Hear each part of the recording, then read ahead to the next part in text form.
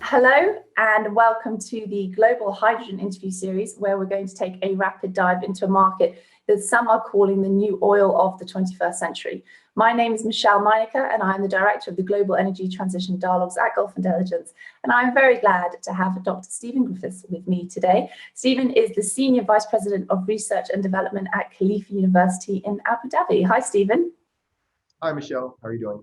I'm very well. It's very good to see you again. We've just been chatting about how we see each other a lot now in this digital world and cutting the miles between us. So it's great to have you on. Thank you very much. Let's just dive into I'll dive into a broader picture of what's going on in the Middle East at the moment. So for those listening can get a rough overview, and then you'll be able to bring your insights and give us a lot more detail, I'm sure. So obviously we're seeing growing appetite for increasingly diversified energy mix in the Middle East. That's nothing new. We have this coveted window of opportunity for the region to safeguard its leading role with global energy stage. And of course, hydrogen plays a role in this as it transitions from the historical epicenter of black gold, as it were, into a greener future. We're certainly seeing this in all the news headlines as well. And the region has well-established energy value chains, geographical advantages, sun and so on when it comes to green hydrogen, especially a budding CCS market as well. This is on the rise slowly, and local and export demand. And of course, by all estimates, it's at the center of global trade routes as well. So the Middle East really does have a lot in its bucket to help it launch its ambitions to be a global hydrogen hub. Now, some people are calling this hydrogen hype. Others, like I say, are calling it the new oil of the 21st century. Obviously, these are very different, very different sides of the coin.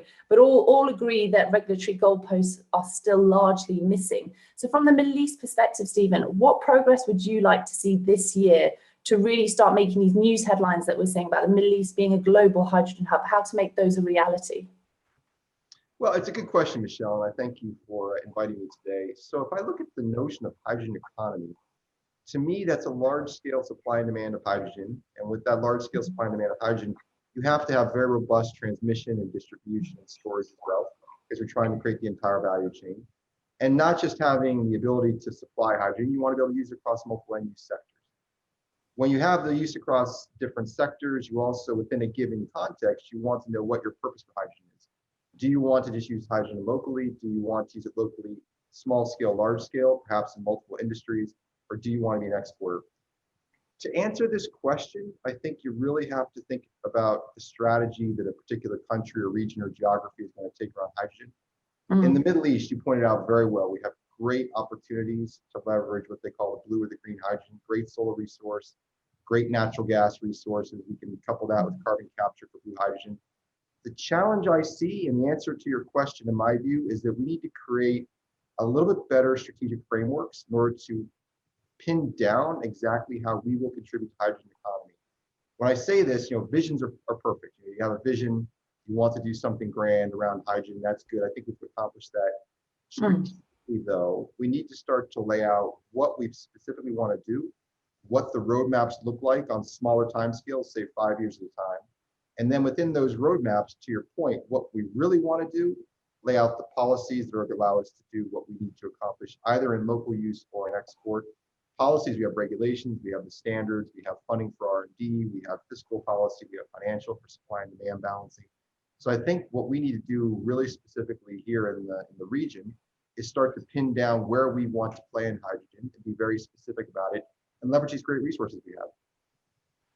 And in that picture, because we're seeing notably the EU, which has done exactly that, and it's doing such roadmaps doesn't take a couple of months. It definitely takes quite a bit of time. And although there is a lot of momentum already running, as we've noticed, getting that pen to paper on those finer details is a lot more complex. What sort of timeline do you think that we can expect for this? And obviously, we're talking about the Middle East. It's home to many nations. So if you want to zoom in on the UAE, that's fine as well.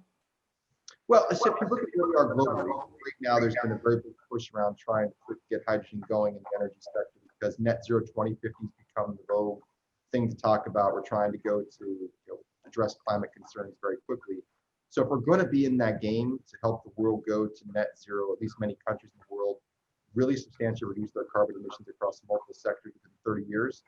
In the region, we've got to go fast. If you look at where most of the strategies are, they talk about a phase now, 2020, 2025, maybe up to 2030, market activation. So defining where you want to be positioned in hydrogen, what you will be doing in order to get those first demonstration projects going, additional R&D. By 2030, once you've got these clusters, valleys, R&D projects, demonstration partnerships going, you've got to start moving out to large scale. You've got to start creating what we call the hydrogen economy. Now, the hydrogen economy can be, as I said, local, it can be regional, it can be international, but within 10 years, just a decade, there needs to be a growing number of really dedicated infrastructure developments locally. Are we going to pipeline transport hydrogen to partners? Saudi Arabia's talked about that. Are we going to do shipping to Northeast Asia, for instance? If we ship it, are we going to ship hydrogen? Are we going to ship a vector of hydrogen like ammonia, maybe liquid organic hydrogen carrier? Are we going to ship natural gas? And that natural gas then gets converted to hydrogen abroad, and then we do something with the CO2. Just a few of the questions that you have to answer, and you can only answer those questions once you've got the clear plan for what you want to do. Because I'm talking about moving to scale. Scale requires dedicated investment. So I would say we have to really, in the region, move within the next couple of years into the specific areas we want to be in hydrogen and develop the partnerships and start to build the infrastructure. And of course, support the policy framework. Which we're seeing, of course, on those partnerships, just to jump in there with, budding MOUs with Germany in terms of export potential there. Russia's stepped in and said they're interested in what Saudi Arabia how they can work together when it comes to production. So these are obviously very, very early signs, but they are beginning to emerge and arguably very meaningful on a geopolitical basis as well. No, I agree. I think if you look at where we are now, if you're going to look at the areas in which hydrogen can have an immediate impact, decarbonizing hydrogen for use in refining, decarbonizing hydrogen for use with ammonia, developing ammonia, whether it's green or it's blue, shipping that to partners, that we can do because it's not that big of a step change from what is already available to us. We produce lots of hydrogen in the region because we have a big oil and gas sector. So these things you may couple with solar energy to make green hydrogen versus blue. But what I'm talking about is moving into a very dedicated, large-scale investment in trying to put a stake in the ground on hydrogen. If we are going to supply certain countries and their supply is going to be based on the need for certain end uses, it could be, in Northeast Asia, they may want ammonia to mix with coal for power. They may want ammonia directly to be used elsewhere for fertilizer. It may be ammonia that's used for shipping as a fuel. So that may be a bunkering type of activity. You may not have to ship it abroad. You may have it locally here. So, you can do what we're doing today, and you can start to, I hate to say piecemeal, but on a somewhat fragmented basis, start to roll out really interesting demonstrations, build the partnerships, they're great. But I do think articulating where you want to be so that you're taking the steps to get there is very, very essential. I've always said that. I read a lot about energy policy, about energy strategy, and I've always looked at every country that does anything in energy and said, are you thinking about a vision, thinking about strategy, looking at roadmaps, and then building out the frameworks to support what you really want to do? Michelle, you're on mute. Thanks, Stephen. That makes sense. You wouldn't expect to build a hotel without architectural drawings and budgets and so on. So having that roadmap to get started certainly is the strongest point. And from your perspective, we could expect to see that in the next couple of years. That's the rough time frame that you just mentioned. Right. I just add to it. It may not even be that we have to export hydrogen as hydrogen or a vector of it. Look at our local steel industry. If they want to remain competitive in the EU, for instance, and the EU imposes carbon border adjustments and start out carbon taxes, maybe we need to really focus on our local industries, supply them with low carbon, zero carbon hydrogen, and let our products be our competitive advantage. So again, it's all about strategy, national strategy, local strategy. How do you want to be positioned and what makes the most sense? Or perhaps even both. Germany's looking up to 90% of its hydrogen needs to be imported, hence the chat with Saudi Arabia, and perhaps, that starts to blossom, and then with the carbon border adjustments, and that starts to develop as well, perhaps we'll even see more of a tie-up later this year. Perhaps it's too hopeful, but with the US and China and Europe as well. And then again, like you say, that competitive advantage, or even talks of the beginnings of a potential alignment on that front. And then the momentum that you get on that competitive front is huge. It changes the game completely. Right. I'd even say if we extend our discussion beyond GCC to the broader MENA, countries in North Africa, they're really well positioned for hydrogen. Morocco, green hydrogen, pipelines are already going into Europe. If we can start to transition that pipeline supply from natural gas to hydrogen, these economies could be major energy players. I mean, maybe not to the extent they major today in oil and gas with the likes of ADNOC or Aramco, but they can contribute, especially when they're looking at Europe as potential markets. So I think MENA in general has some very interesting plays. Locally in the GCC, broadly speaking, maybe some opportunities in Europe. Asia could be really good. And then North Africa, we may see a resurgence, revitalization of their energy industries. And what about when it comes to the Arabian Gulf and in terms of the energy infrastructure? We touched on it just at the beginning about it being very well established, and we're seeing in Europe ambitions in the next few decades to have up to 40,000 kilometers of hydrogen-ready, hydrogen-appropriate pipelines taken from the existing gas infrastructure set up. Do you see a similar sort of thing rolling out across the Gulf as in support of energy security? Well, not now, so. In the longer term. I just wrote a paper with a group from 𝗏𝗏𝗃𝗀 on this question about should we have natural gas pipeline infrastructure in the Gulf. We have a great model, and we showed, I call it great, others may not say it's great, but it does show there's economic value from even natural gas trade amongst the parties in the region. And we don't have that energy integration at the moment. We just have the power, GCC interconnection for power. It's not really used for energy trading. It's been more recently and in the past for more of emergency purposes for power exchange. But we're getting there. I think the GCC interchange on electricity is really intended to do something much broader than that. I do think when hydrogen becomes as important to the region for its future in energy, as we're talking about, oil and gas starts to sunset in its current state, we have to move toward these clean energy vectors. I think the trade, I think the collaborations, I think being able to cross borders with the likes of hydrogen, maybe it could be hydrogen blended with natural gas, we're more likely to build a network of hydrogen exchange. That could be quite good because, we're talking about the ports, for instance, when I mentioned we might want to own the bunkering. That's naturally a UA advantage. I mean, we've got in the geographies in which we play, if you're talking about pipelines to Europe, that's some Saudi Aramco or Saudi Arabia advantage. So I think a broader GCC collaboration could benefit all the parties here. And that infrastructure said, we want to try to focus on the pipeline because that's the least expensive way to move gas around, compressed gas, move that around. We don't want to have to rely on shipping. It's just too expensive.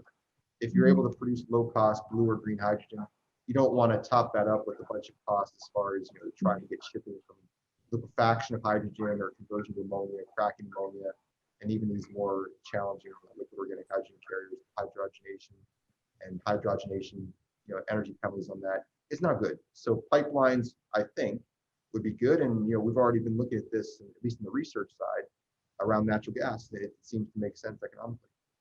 Well, it certainly does as far as the EU is concerned, and it'd be interesting to see who else starts to follow that lead. Obviously, the volume that they're talking about, they upped their volume as well earlier this year. I believe it was in the 20,000s last year, and then it's been up to 40,000 this year for their longer term target. So it's ambitious, and if they could have the confidence and research that might pull off, then it'll be interesting to see how other countries react to that. And just before we wrap up, I'm keen to get your take on the different types of, or the different color spectrum of hydrogen. When you look at blue hydrogen and green hydrogen, can you give me a rough idea of what you expect in terms of their growth trajectory in the next couple of years and the momentum behind each as well? Well, in the long term, I think most of the organizations and industrial organizations, what have you, they're looking at a balance between blue and green because there is not yet a clarity what will be the winner as far as where everything heads in the market. If you're looking in Europe, green seems to be where there's much more discussion because the idea of going to zero carbon is low. Northeast Asia, a little less concerned about the color, more just about getting supply. I think in the next couple of years, simply based on cost, getting blue hydrogen to stimulate the demand side. So, you're not going to get anywhere unless you start to have large scale demand. Green hydrogen in many locations is not cost competitive yet in the sectors in which it needs to be cost competitive. Blue hydrogen is more so. And so if we're going to try to catalyze investment in hydrogen infrastructure, catalyze the sectors that utilize hydrogen, I think blue makes sense. I don't think it's necessarily only a transition source of hydrogen, though. If you look at some of the clusters being developed in Europe, hydrogen valleys or industrial clusters, once you build out the capability to supply hydrogen to industry, and that hydrogen is being produced by steam methane reform with carbon capture, and you have the ability to perhaps store the CO2, and that can be a place where you have geological advantage to do so, why would you necessarily want to step away from that and go to only renewables-based hydrogen simply because being a little bit less carbon intensive, given that carbon capture is not 100%? Why would you necessarily want to do that? I think that's the question. I would say over time, the balance maybe will be shifting a little bit more toward green, because it can be if you have a dedicated supply of renewables, zero carbon. But I think the blue hydrogen, and I would also put in that turquoise, which is methane pyrolysis, so you don't end up with CO2, you end up with nice solid carbon, which you can use for other purposes. I think all of those fossil fuel-based capabilities, or those technologies to use fossil fuels to create hydrogen, I think they're good in the sense they will allow us to transition the oil and gas sector into a new era, low carbon, zero carbon, without being overly disruptive. So I would hope we start maybe with the blue, and then we go into more and more green, because it is, so to speak, environmentally more friendly. But I don't think the balance should go toward 100% green over time. I think there can be a nice balance and mix between the various colors. And that transition, or that balance, as you mentioned as well, is certainly going to help when it comes to the risk of stranded assets and reducing the fears associated with the fossil fuels side of things. I think Financial Times Lex said around $900 billion worth of stranded assets in the low carbon trajectory that we're on, and that's not a rapid acceleration due to green hydrogen or any other kind of renewable policy. It's just as per the government policies where we stand right now, the risk is 900 billion, and I've seen estimates as well out there for a couple of trillion. So it's that in itself will help just ease that transition from being dirty industries to industries of the future, or even industries of now, even industries that are socially and politically acceptable in today's environment. Stephen, thank you very, very much for joining us. We appreciate it. It's a huge topic. We could talk about this for the next 5 hours, I think. So I hope you join us again soon, and it'd be good to catch up. Thank you, Michelle. It's always a pleasure. Thank you very much.